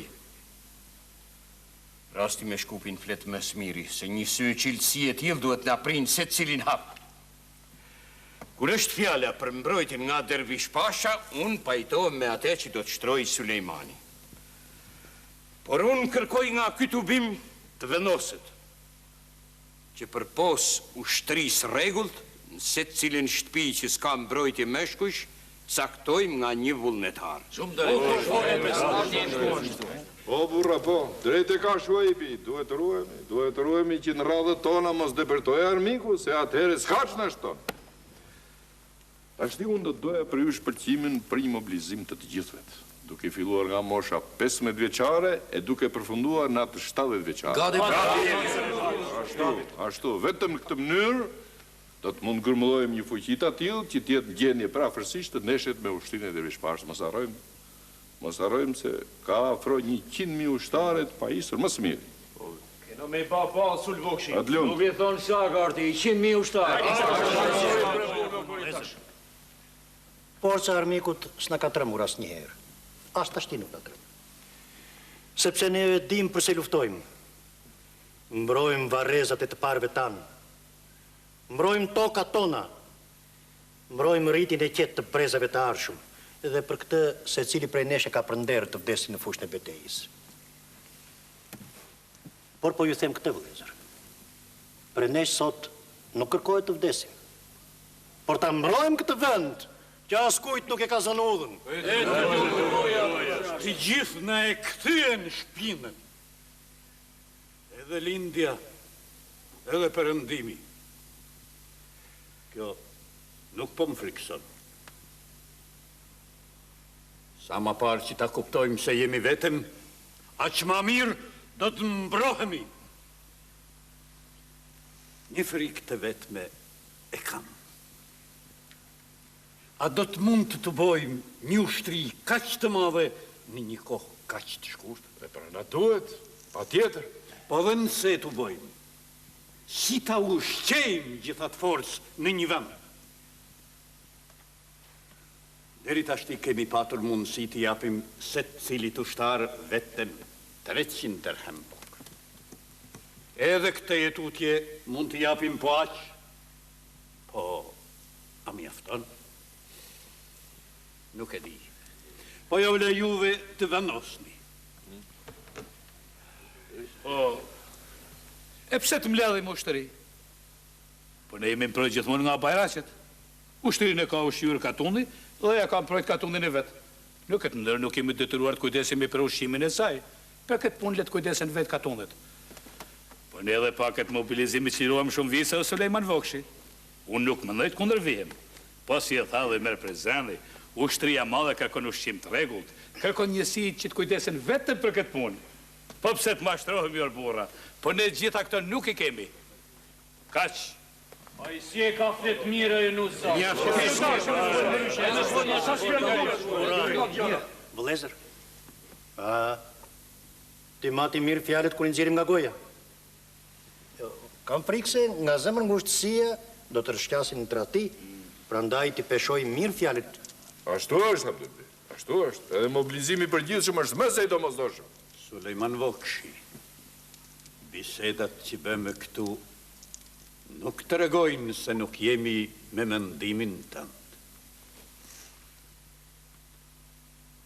Rina si di, më së miri. E sa për mobilizimin, që të kemi mbledhur të gjithë këtu, dhe të gjithë të marrim përsipër që të kthehemi andej nga kemi ardhur, dhe të vëmë njët, këtë mendim tani. Kjo fsha falur, oj me prizreni. Edhe pse kam qeni sigur se në ty nuk ka fije frike të thëmë drejt në shpirtit, këto fjalët e tua më janë dashur. Falem njerës. Pra, vëllezër, për mobilizime për gjithë shumë morë veshtë. E për të shti kemi një punë tjetër. Ata që kanë pas rast të takohen me ushtrinë e të rishpashës, e kanë pas e është e pajisur me topat të gjitha masive. E pra, për t'ju kundërvën kësaj fuqie, duhet që dhe ne sa më parë, sa më shpejt, të pajisimi me armë tilla. Po kush do t'i përdorin? Si mërë kush do t'i përdorin? Po kush më mirë sa djemë tonë? Unë mendoj se topat do t'a pengojnë lëvizjen e shpejt trupave. E pse jo në zati? Po terrenet që kemi nuk e dorojnë topin. Nanet tona vetëm pushka bën punë. Jo. Bëjnë punë edhe topat. Bëjnë, e si nuk bëjnë? Bëjnë. Po ku t'i gjejmë, vëllezër? Ku t'i blejmë, kur jemi të vetëdijshëm? Se të katerante bos janë kundër nesh. Po, por kjo nuk duhet na friksoj, por të na japi zemër. Vallahi, orë burra, po kam frikë se të shtenat e topave do të bëjnë gjurmë të madhe, dhe atëherë do të hidhrohet dhe të shqetësohet Europa. Jo nuk zadi. Nuk e di se kush fletë mbas teje, por fjalëve tua nuk u vjen ere mirë. Ky është mendimi ndonjërit prej njerëzve tanë, që trupin e ka këtu dhe mënin e zemrën i kanë në Stamboll. Ti si duke nuk e pas ke marrë vesh akoma. Nga njëra anë, porta e lartë ka dërguar dervish pashën të na zgjësoj. Nga ana tjetër vetë e the me gojën tënde të katër anë të botës janë ngritur kundër nesh. Po atëherë çfarë duhet të bëjmë neve? Ja, neve duhet ta përballojmë dhe luftën e ftohtë të Evropës Bismarckut dhe luftën e armëve të nxehta të perandorisë osmane, që nxorrin pazar të botës tokat tona për shpërtuar të sajat. Më falë, Jono Zati, po. Në përmend këtu shqetësimit që do të ketë Evropa. Ajo dhel pra plak. Neve nuk duhet të interesohemi shumë për shqetësimin që do të ketë ajo, derisa nuk kemi qetësinë tonë. Kupton tash ti apo jo? Jo, nuk kuptova. Deri dje luftuam të ruajmë viset nën perandorinë osmane, kurse tash jemi ngritur edhe kundër saj. Po, sepse kemi dashur që të mos na shtojnë armiqt. Duke i patur të gjitha tokat tona vetëm nën perandorinë osmane, do ta kishim më të lehtë të luftojmë vetëm me të, sesa me të dhe me të tjerë. Por tash që ajo tokat tona po i falë si diçka pa vlerë, s'na mbetet gjë tjetër veçse të luftojmë dhe kundër saj, që ta mbrojmë këtë grusht dhe.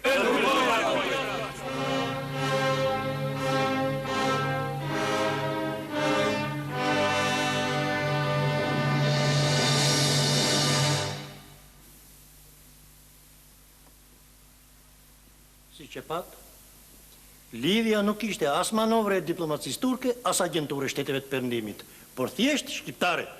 Qartë. Deri dje u kujdesëm për ju si për fëmijën tonë. E juve nuk ju vjen turp të flisin në këtë mënyrë për ne. A nuk ju kujtohet se nga gjysmë e 79 veç gjyqjeve tona, nisën të funksionojnë edhe gjyqjet tuaja? Cili shtet tjetër do ta bënte këtë? Cili? Askush veç portës lartë. Asë zes të thojt nuk do të ne epshit me dëshiru. Jo, po e marëm vetat e këna takonde. E bëndëshmort pa numërt. Kemi mësuar në që asgjë mos na shkoj letë. Kjo ishte dëshire padishaut, nurit Perëndis, e jo suksesi juaj. Po ne deshëm e pavarësin, se nuk na dha dhe këta e padishau juaj ashtu si kur gjyqet. Të varfërit i jep gishtin, të kërkon dorën. Të tillë jeni ju. Asgjë kërkojmë nga ju, e se kërkojmë kërkujt. Po çdo pëllam tokës liruar kemi larë me gjak. Për ne Gjakova, Peja, Prizreni, Prishtina, Dibra, Shkupi, Elbasani, Shkodra, nuk janë vetëm qytete çliruara, po janë varrezat mëdha. Janë varret i bive tanë. Sulejman Vokshi, ne nuk ju akuzojmë në atë masa që mendoni ju. Prandaj, mos i merri të gjitha fajet përsipër. Edhe ti mos e merr as pak mundimin të vlerësosh mua se s'ta kam nevojën. Për më tepër krenohem me çdo fjalë thënë atë mixhlis të madh burrave. E çka do që të ndodh mua s'është asgjë tjetër veç ai fundi natyrshëm.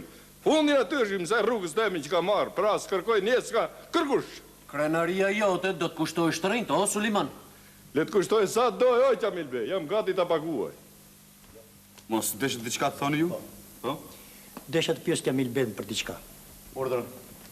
Qamil Bey, juve jeni njeri i mençur, por më çuditën shumë fjalët që i drejtua Suliman Vokshit. Jo, zotëri, njeri i drejtë është ai që lufton për punë të drejtë, pa shikuar interesin e tij. E Suliman Vokshi është plotësisht njeri i tillë. Nuk e kemi ftuar këtu të mbroni Suleman Vokshin, por të përgjigjeni për faje të cilat nuk janë hiç më të vogla se ato, për të cilat përgjigjet ai. Edhe ju lutem shumë të mos flisni pa jo kërkuar një gjë të tillë. Tursun Bey, ulët lutem. Do të bisedoj unë me Abdyl Frashin.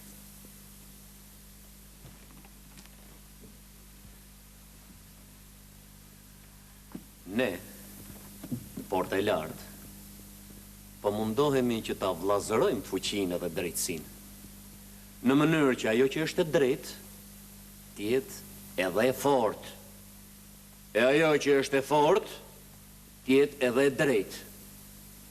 Në qoftë se ju nuk pajtoheni me mendimet e mia, ju kujtoj se të dy anët e shkopit janë në duart tona. Dhe për sa i përket i fakut, asaj lidhjes tuaj, ju përkujtoj se çdo gjë ka kohën e saj. Ashtu si lindja e fëmijës që nuk bën as më herët e as më vonë. Ndoshta ndonjë ditë do të vijë edhe koha juaj. Ndoshta. Atëherë vetë do ta kuptoni se sa të marrë keni qenë në kohën e sotme. Asnjë kohë nuk vjen vetveti ju, as lindja e fëmijës. Edhe vetë koha jonë dhe lindja e fëmijës duhen ndihmuar që të dalin në dritë. Mjaft! Mirë ai që nuk e kupton se vetëm lufta për liri e drejton qëllimin e jetës së njeriut. Mjaft, thash! Qamil Beu nuk është mirë. Silli pak ujë, nuk është mirë Qamil Beu. Baroj Qamil Beu!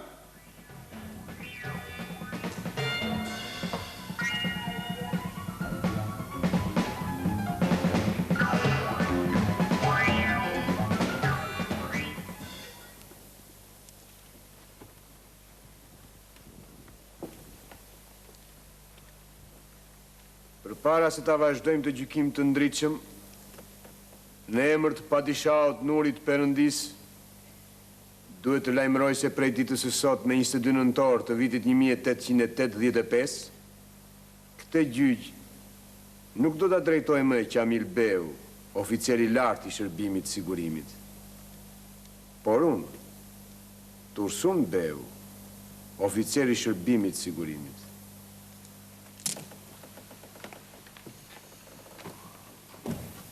Suleman, si po sillen me ty? Mirë.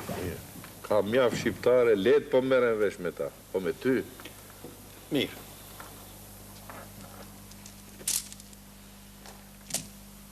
Abdyl Frashëri.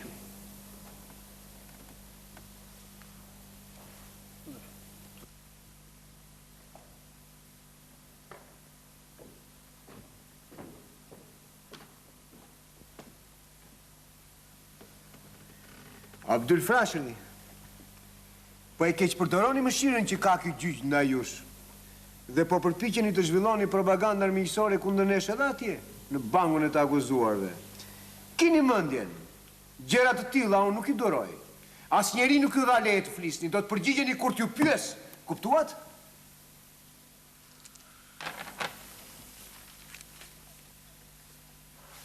Cilat kanë qenë lidhjet tuaja me shehun e Tetovës? Lidhje shqiptarësh, lidhje intelektualësh.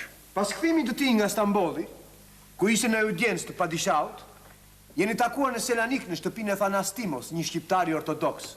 Ju, Pashko Vasa dhe shehu Tetovës. Kjo ndodhi në qershor të vitit 1879. Këtë informat, a mund ta konfirmoni si të vërtet? Po. Po çfarë keni biseduar aty ju? Duke ditur sa i madh është autoriteti i shehut Tetovës në Stamboll, i kërkuam të ndërmjetësonte për lirimin e disa të burgosur nga kampet turke. S'është e vërtet. Ju atë natin i munduar ta bindni shehun e Tetovës që të bashkëpunoj me ju, të shërbej si spiun nga porta e lartë. Keni prova për një gjë të tillë? Dëshmitarin i Drishumo.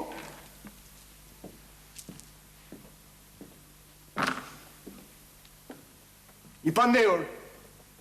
A i njini këtë njeri? Jo. E ju? Po. Është Abdul Bej Frashëri. Për herë të parë kam parë në Selanik në shtëpinë e Thanastimos ku erdhi bashkë me Pashko Vasën dhe shef Endin e Tetovës. Unë aty u shërbenja me kafe. Çfarë tha Abdul Beu atje? U mundua të bind shef Endin e Tetovës të spionoj portën e lartë. Dhe të gjitha këto biseda ne i bëm përpara te, e? Po, unë aty u shërbenja me kafe. Mund të bëj një pyetje dëshmitarit? Mund të bëni sa të doni, jam gati që të... Avash. Për të gjitha këto, sa? Urdhro? Sa të kanë paguar që të gënjesh kështu? Asgjë. Aho i mje. Asgjë. Me këto fjale i dëshmon besnikërinë e madhe që ka ndaj të madhërishmit padisha. Mund të shkosh. E dëgjuat? E dëgjova. Është turp të më bëni provokime të tilla me dëshmimtar të rreshëm dhe papagall. Në qoftë se do të vazhdoni kështu, nuk do të përgjigjem në pyetjet tuaja. S'është nevoja. Tani jam më se i bindur se ju gjithnjë keni punuar kundër nesh. Është e vërtet se ju në fillim luftuat për programin ton, por tani është e qartë se këte keni bërë sa përsye faqe për të na hedhur plur syve. Peranori Jasmane asnjëherë s'ka qenë për çështjen shqiptare. S'është e vërtet, porta e lartë në fillim e për krau lidhjen. Sa nuk i thon për kraj, kësaj thoni interes zotri. Është mirë Abdyl. Nuk është mirë të flasësh në këtë mënyrë.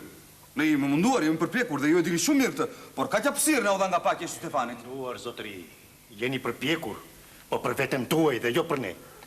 Dhe në këtë kemi ditur. Ashtu siç dinim që herët ose vonë do të pëlqasë konflikti me ju.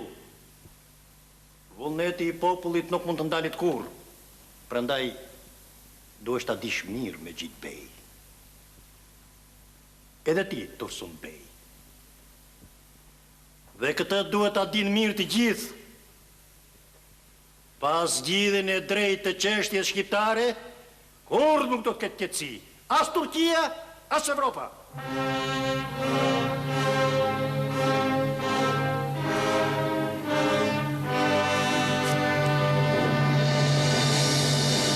Me ju s'kam çfarë të bisedoj më, uluni.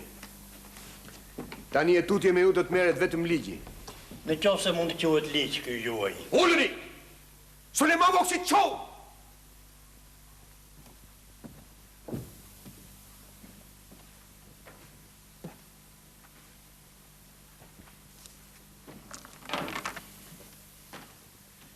Nga dokumentat dhe nga deklaratat e dëshmitarëve, del se ju jeni fajtor kryesor dhe për marrjen e Shkupit. Për shlirimin e Shkupit. Më 4 dhjetor. Keni ndaluar me të sari frejfe vendin që të hynë në Shkup. Duke menduar se Shkupi do të qëndrojë gjithmonë në duar tuaja, ju bët kaq të paturpshëm sa i ndaluar drejtorisë e Kurudhës së Nanik Shkupit që të bëjë transportimin e ushtrisë osmane nga cili do drejtim. Ta merr mendja se kemi ndaluar, se në territorin tonë të zhliruar komandojnë vetëm ne. Se nuk ju jeni turp që flisni kështu. Pa një fije brejtet e ndërgjegjes. Por ti me Gjit Bej. Duke shikuar kështu ju e mataneve të veten këtu në këtë anë, po mendoj se pak kam ba, jo, duhet kisha ba ma tepër, shumë ma tepër. E pra ky është i vetmi merak si m'ka met. Po ma bit njeri në moshë dhe me përvoj, Të flasë kështu në një vend si që është ky. Gjitha i kam bërë me të vetmin qëllim që ta rëzoj qeverin tuaj. Sulejman, më interesojnë ato rënjët e mlefit kundër nesh.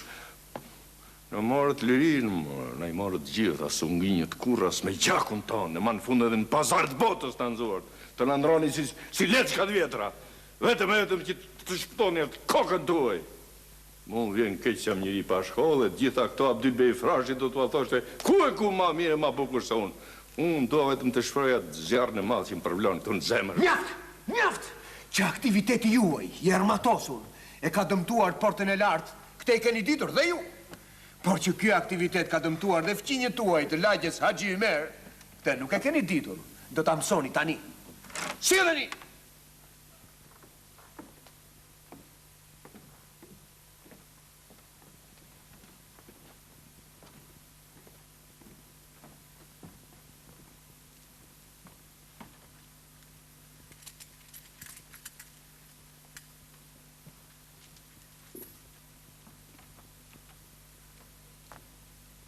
E di pse gjëndesh këtu ti?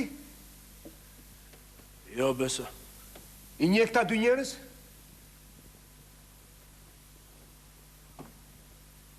Sulejman Vokshin e njof. Pa tjetrin? Jo, besa, një atë zotnin atje, nuk po e njof. Sulejman Vokshin e ke parë dhe herë tjetër? Sulejmanin? Po si mëre? Po jemi edhe komshimet e? Apo jam Arsul? Do me thënë, e ke parë dhe nuk e lajmëruar, e? Ju lajmëroj? Jo, besa, e vërtet është se nuk ju kam lajmëru. Po pse s'ka lajmëruar ti?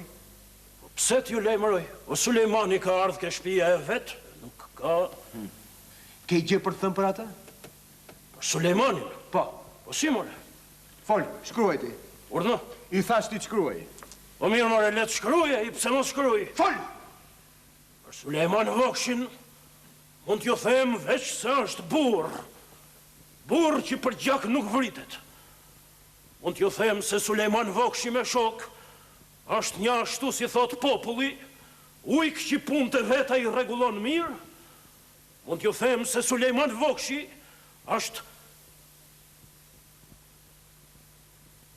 Ka di efendi, para se të vazhdoj, do t'ju pyetësha juve se për çfarë njeriu do më kishe pas majtë si kur t'kishe pas ardhë këtu me u bo hafije për fqinjin tem.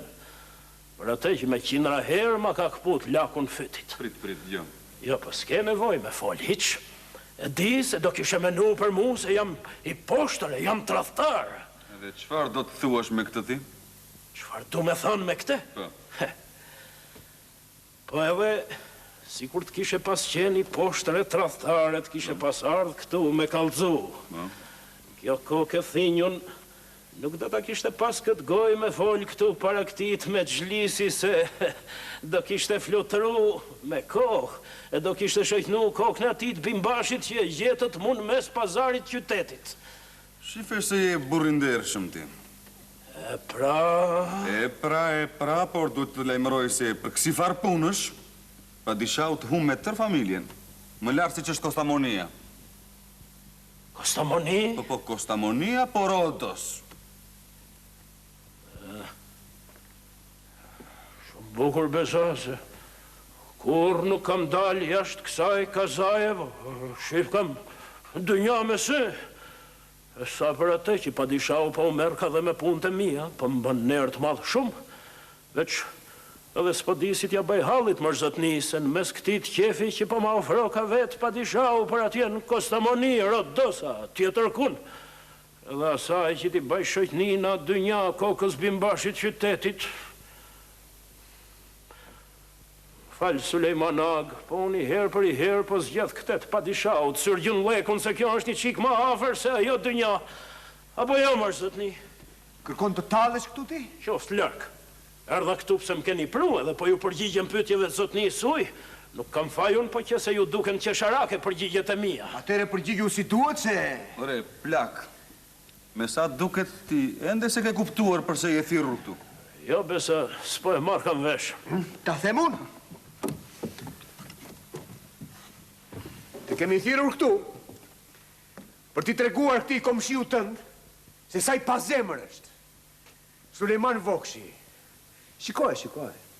Shikoj këtë komshiun tënë, të lagjes Haxhi Ymer, të plakun e mjerë, dhe dënohet me vdekje, se ka bashkëpunuar me ju, se nuk ka treguar se nga silleni. E të tillë ka mjaft. Mund të them se ju jeni fajtori kryesor për vdekjen e tyre. Përsumbej, je majriso, edhe të thush 100.000 herë shqyqyrë zoti që pëtakohesh me mu këtu në gjyq, se e njohem bol njëri tjetër. Unë nuk mendoj mirë për ju, e nuk presjas ju të mendoni mirë për mu. Sot këtë shkretin këtu nga lagje ime për dëshmu se sa të fuqishëm jenë ju, se unë nuk u kujdes kam për tafërmit e mi, se jam njeri pa zemë. Ha, bukur fort, Petra. Bukur fort, ju e një njërës me zemër, a? Po si e thaj Qamil Beu të dy anë të shkopit, me det ashtu është, janë dorën tuaj. Veç majni mirë, a?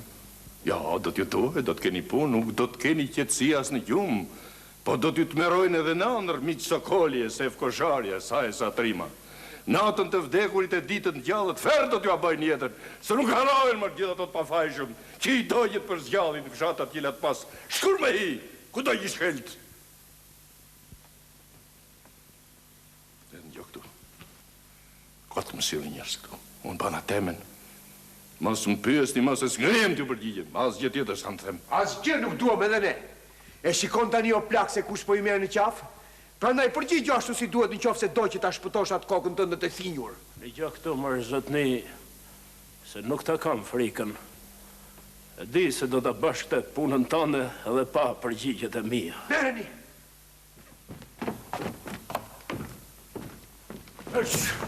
Të funi i funit, desha me të thanë se kotë po e ke që i pëmpyt për këta burra. Pa shë bukën do të shkosha mas tyne, po që se do të më thryqin edhe për natë të njërë.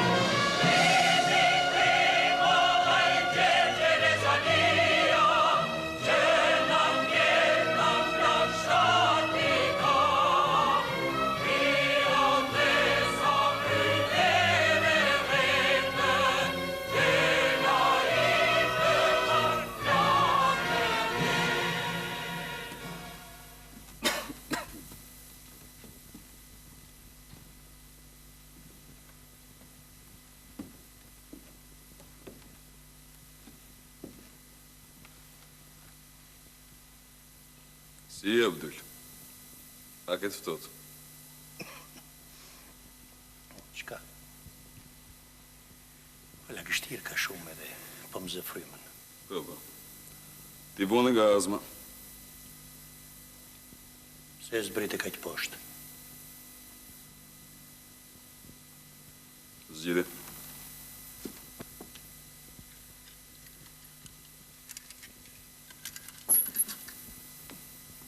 Bili ashtë. Si the, Abdul? Se zbrite ka që poshtë. Poshtë pa të duket? Mo po më duket largë. Shumë largë, Bili. Dhe sa afer që ishim dikur. Shikoja në gjyqë, Abdul. Njeri krejtësisht tjetër për ati që një jenë studive. Unë i tilë kam qenë gjithmonë, por ty atyre nuk të kanë interesuar problemet e mija, sepse nuk kanë qenë edhe të tuat. Ta shti që për ka në intereset e tuat, të duke njëri tjetër i largët. Kriter. Jo lagështirë. Jo lagështirë kanë dikuar të plasë kështu. Dëgjo këtu, Mejid Bey. Unë nuk kam ardhur këtu si Mejid Bey. Unë kam ardhur këtu vetëm si Mejid. Kam ardhur si shoku yt Abdul. Jo. Ti këtu ke ardhur si Mejid Bey. Unë kam edhe shumë shok të tjerë. Por ata nuk mund të vinë dot kur të teket. Mos harrose edhe ti Abdul Bey. Jo. Unë jam vetëm Abdyl Frashëri.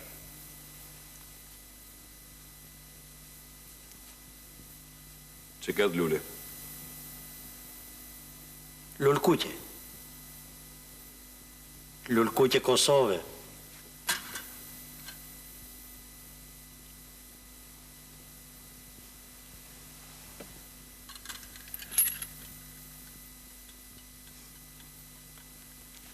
Dëgjoj, Abdyl. Më duhet të them atë që nuk mundet të thosh jam parë. Mohoj ato që të në gjyq dhe çdo gjë do të rregullohet pastaj.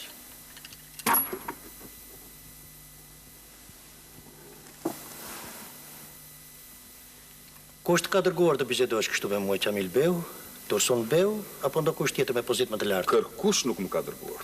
Po çfarë ti më propozon të tradhtoj? Të tradhtosh? Po. Po nëse ngelesh në këtë mendim, tradhton vetveten. Tradhton familjen, miqt, vëllezërit. Dëgjoj, Abdyl. Pas kaq vitesh që merresh me punëra të tilla, në fund të fundit duhet të kesh disa gjëra të qarta djalli e mori, se pavarësisht nga vullneti yt, nga ajo që ti don, populli i vogël nuk mund të bëhet kurrë zot i vetvetes. Çdo luftë, çdo hap e bëni duke menduar se është fruti i mendjes tuaj, i eposit tuaj kombëtar. Në të vërtetë nuk është asgjë tjetër veç se dëshira e shteteve më të mëdha. Ky është mendimi atyre që imponojnë dorëzimin. Jo, Abdyl, e di se kam rënë atë, por ti nuk don as para vetes ta pranosh një gjë të tillë, por unë kam të drejtë, shumë të drejtë. Po jo unë. Por historia, Abdyl, historia, ai thesari pafundi i përvojës. Në vritjen e ndër luftra, populli ju këndon këngë, por të paktën janë ata që e dinë se ju nuk jeni asgjë tjetër veç se gur shauni i lojë të madhe që e luajnë të tjerët. Dëgjoj me Qitbej. Ti e marrë shumë me Kuranin. Me sa di unë atje thuhet, njeriu çdo gjë që bën, e bën sepse i është krijuar nga Allahu. Edhe? Edhe këtë ti mundohesh të aplikosh në popull të mëdhenj dhe në popull të vegjël për gabon. Ca gjëra duhesh të kesh ti të qarta me Qitbej dhe jo unë. Ajo histori për të cilën në fole do të vërtetoj patjetër këtë mendim. Di që unë ose jetova, kjo nuk ka asnjë rëndësi. Fati i njeriu nuk mund ta ndryshoj kurrë rrjedhën e jetës dhe të historisë. Më mirë të mos më kisha ardhur fare sot këtu. Kemi qenë gjatë bashkë. Ke patur boll kohë të më njohësh se unë nuk jam nga ata që kthehet ande nga frynera. Po mua më intereson vetëm shpëtimi yt dhe asgjë tjetër, Abdyl. Po ti sapo më përmendë shokët dhe miqtë e mi mua. Si mendon ti? Do ta donin valla ata një njerëz të tillë kështu se unë që u bie asha mendimeve të tija? Mendime për të cilat kanë dhënë jetën qindra dhe qindra njerëz?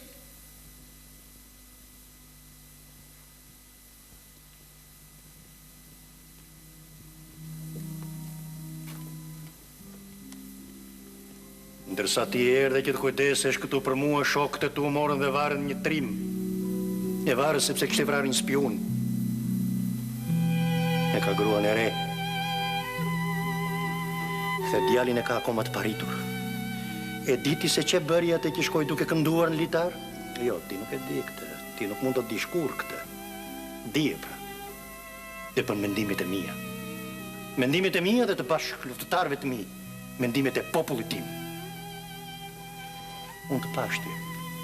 Kur ai shkonte duke kënduar drejt vdekjes në litar, ti iku gjaku nga fytyra. Sepse ti e di shumë mirë se ai nuk vdes kurrë. Ashtu si që nuk vdes kurrë as kënga e tij.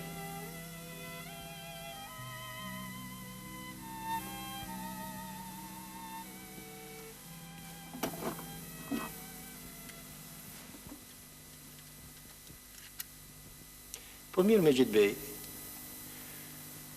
Në qoftë se unë do t'i mohoja mendimet e dhe bindet e mia, sigurisht unë do t'jetoja më gjatë.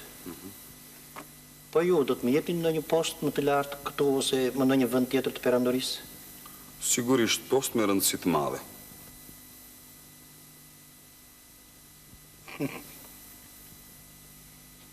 Të them një këshill që më tha një plak. Viro, më tha. Ruaju lakmis. Se sa më shumë të kesh, aq më pak je i vetvetes. Të ta them edhe unë një mendim tjetër, Abdyl. Zoti që është një, ta ka dhënë jetën ta jetosh. E detyra jote e parë është që këtë punë ta bësh në fillim, të tjerat pastaj janë të dorës dytë. Me gjithë vetë është i po më detyron ta them troq se ashtu e meriton. Posti që më ofron ti është post që më ofrojnë kundërshtarët e mi, është post që më ofrojnë armiqtë e mi. Nëse pranoj atë post parët juve do të tonit, kur për një gjë të tillë ky shitet tit, po neve për sa do të na shesi. Po unë edhe se kur të kisha lotru nga mend të kokës dhe ta pranoj atë që më thua ti, e di se kush do të jetonte. Torpi im. Unë jo. Sepse juve do të më ushqenit me gjellet më të mira që ka shpikur lindja, do të palavitesha në shtretër të mëndafsh Stambolli, e mua vetëm mendimi për një gjë të tillë më bën që të vjell. Do të isha një kufom që ecën e kundërmon. E kufoma të tilla unë kur nuk i kam dashur. Kufoma të tilla unë gjithmonë i kam urryer.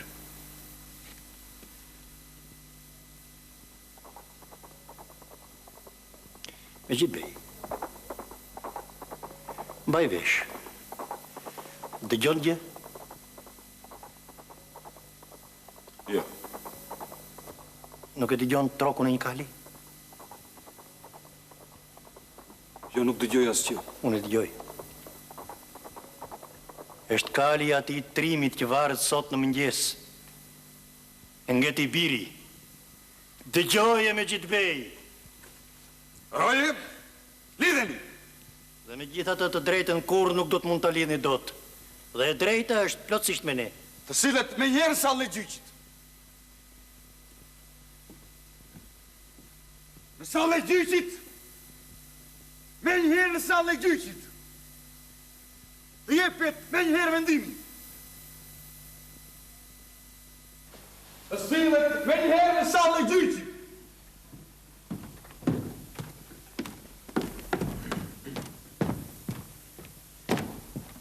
Të jepet me njëherë vendimin.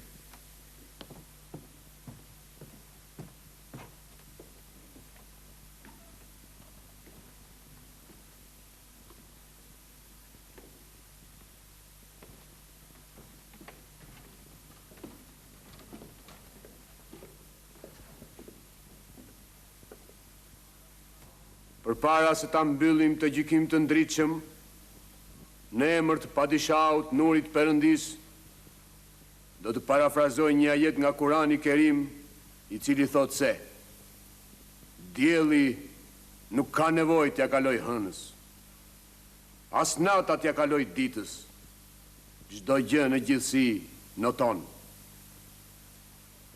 Edhe këtë gjyq unë e kuptova kështu. Të ngresh dorë kundër padishaut, do të thotë të ngresh dorë kundër Perëndis. Prandaj ky gjyq i lartë vendosi Abdyl Frashëri dënohet me burgim të përjetshëm. Suleman Vokshi me vdekje, me varje në litar. Abdyl Frashëri, ke gjë për të thënë?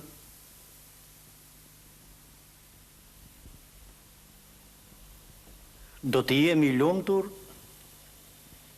po që se e nesërmja do të qmoj si të frutshme punën time. Suleman Vokshi, ke gjë për të thënë? Edhe 3 jetë si kur t'i kisha, të 3 do t'i kaloja duke luftuar për lirina dhe utim.